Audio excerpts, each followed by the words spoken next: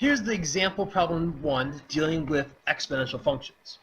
So here we're given y equals 3x, and we're asked to create a table of values and graph the function, as well as find the y-intercept and state the domain and range of this function. So the first part of this is to create a table. What I like to do is prepare a table where I'm going to evaluate different x values into the function 3 to the x power to find the corresponding y.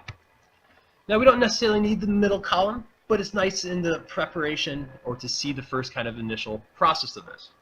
So if you think about this, x being -2, well, 3 to the -2, using properties of exponents, is actually the same as doing 1 over 3 to the second power, or that gives us a value of this being 1 over 9. Likewise, we have 3 to the -1 power, which actually moves that 3 into the denominator, giving us the value of 1/3.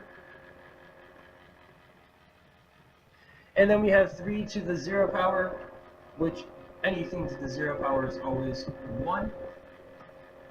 And then 3 to the 1 power is quite easy, is just 3. And then 3 to the second power is 3 times 3, or 9. Now, as I was saying, you won't necessarily see this middle column, but it's helpful to see what is actually going on here. Now, in terms of a graph, all we need to do is take these points, the x, y coordinates, and place them onto this graph. So the first point is -2 and 1/9. So if we go over to -2 and 1/9, it's a point somewhere pretty close to 0. If we take the point -1 1/3, so -1 1/3, or maybe a little bit higher than 1/9, 0 1, our next point being 1 3, and our last point being 2 9. And using these points, you'll actually see that we get this kind of curve to the exponential function y equals 3 to the x power. Now, what's important to note here is that anytime you put any number in for x, we put in -3, it'd be very similar to this 1/9.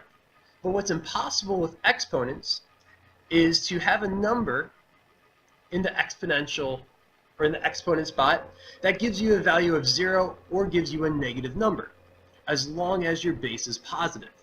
With that being said, it means that the y value of this will never go beyond or be 0 or be below 0. So for when we graph this exponential function,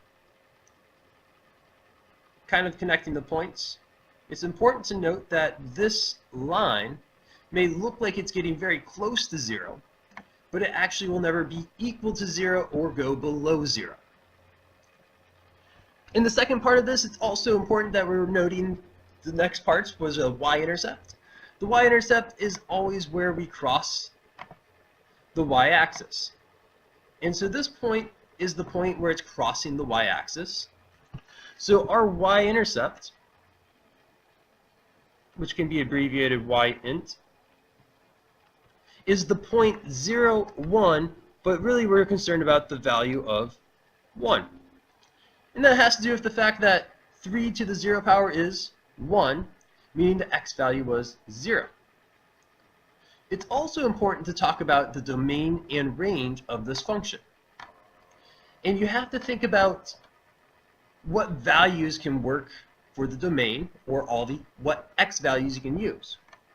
Well, really there's no restriction of different x values that we can use. We can use -3, -4, -100, but we're going to get a value out for y. Likewise, we can go up in the x's here. We can go 3, 4, all the way up to 100, and we're still going to get a rather big number out for a y value. So when we talk about domain of this exponential function, the domain actually has no restrictions. It will be all real. Sorry, I'm not liking the way that came out. So let's try to type it.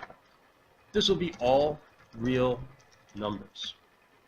Basically meaning it doesn't matter what number you use for x, it will always give you a corresponding y value.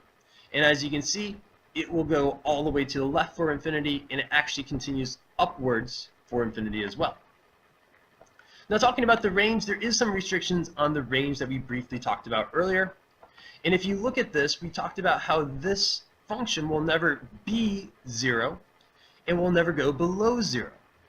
So all the y values, there's really important that y cannot be equal to 0, but it can also never be negative. So we can note that y will always be greater than 0, meaning that y will always be positive and will never be equal to 0.